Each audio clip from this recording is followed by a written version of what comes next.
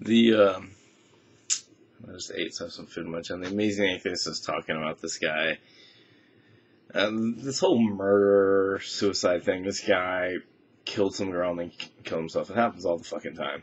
And it's just because the guy is on, or was on YouTube, that people on the site, they actually are a little bit involved personally with the guy.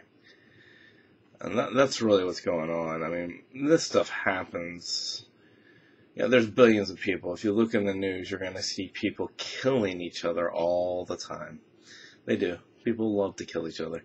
And then they kill themselves because they don't like their own life. It's rather sad. Life itself is rather pathetic. And the things that happen really just keep happening. It's a one big circle.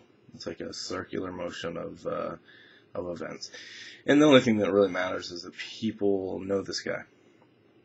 Or they know him. You know, he was on YouTube, he's interacting with people. And he's the one who was the murderer. He's the one who, he then killed himself. People actually kill themselves much more often than they murder. But this guy did both. So, it's kind of controversial. The Amazing Atheist is talking about the whole thing. And I don't even care about half of the shit that comes out of that man's mouth. People who really take the Amazing Atheist for anything more than an entertainer, to some degree, I'm not going to try to put him down. But he just said something. It's like, you know what, dude? Most of the time, everything you say, I could care less about. Or, you know, the funny thing is sometimes I even agree with you, but that's not the point. I want everyone to hear what this man has said, and then I'm going to give my 2 cents. And he was an entertainer. He was almost useful for shit like this. But let's listen to this. Might be too loud for you. Hold on. He is arrogant, where I'm just pretentious and haughty. It's arrogant in that it teaches us that we are immortal, and in doing so, it devalues our time here, which is, in all actuality, the only time that we get.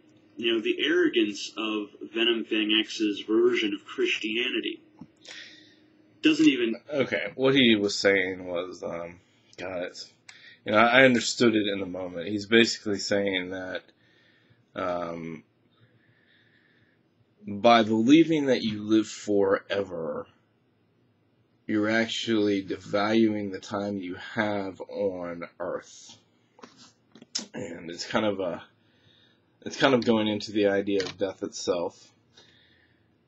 He was basically saying that you shouldn't believe in the afterlife, or not so much that you shouldn't believe, but by believing you detract from the fact that you are alive now. It's a bad place to go in your own belief. You do die, but death is, and when you die, you very well could no longer be alive. And what this man was saying was, you know, you shouldn't believe that you live forever, because if you do, then you're actually taking away from your experience here on Earth while you are alive in the Earth. No one has any idea if they live forever. It's not even the real point. It's the, I'm going to pause this. I'm going to listen to this one more time. He took someone else with him. You know, when you take another person's life in what appears to be a premeditated manner, then what that tacitly says to the world is that you are somehow special and exceptional, and you're allowed to decide, and that you possess dominion over life and death. Now, what Tony did is no different than what our own government does. Our country doesn't have any qualms about sending people to foreign countries to kill whatever indigenous people put up a fight. Our country has no qualms about murdering criminals for its so-called justice system. You know, this is our government making the same statement that Tony did, that they hold dominion over life and death. that they are fit to stand in absolute judgment of others. And, not with the words, I disagree, but with violence, with the tactic of stealing that person's very existence and putting an end to everything that they are and every dream that they had, every secret, every nuance of their personality. It's just absolutely kaput. Robbing someone of everything. Taking them from the world before it was their time to. He's talking about the out. Everybody has an in, everybody has an out. The out is what you see. The in is a place you do not see. Exit this world. Making the decision to obliterate them. You have to be extraordinarily arrogant to do something like that without provocation. What Crazy Caleb's video was meant to point out was that the philosophy espoused by Venom Fang X is an arrogant philosophy. And it's not arrogant in the way that you might describe me as arrogant, where I'm just pretentious and haughty. It's arrogant in that it teaches us that we are immortal, and in doing so, it devalues our time here, which is, in all actuality, the only time that we get. The arrogance of Venom Fang X's version of Christianity doesn't even need going into, but I'll do it anyway. We're talking about a religious philosophy that spits in the face of science itself. Mountains of empirical evidence for the existence of evolution are just discarded because they feel that it contradicts a 2,000-year-old book in which they have something called faith, which means belief without evidence. When you have a philosophy that puts belief... Okay, belief is evidence. Evidence is always out. I do not prove that to myself. I cannot prove that to myself. People have belief about everything.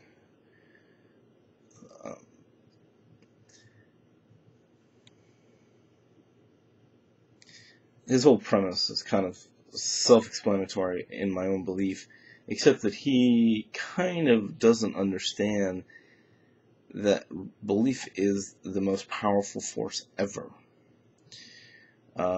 Belief will make you kill. Belief will make you do anything, including believe that you can live forever, including make you believe that you cannot live forever, including make you believe that you just cannot possibly understand the absolute power of belief.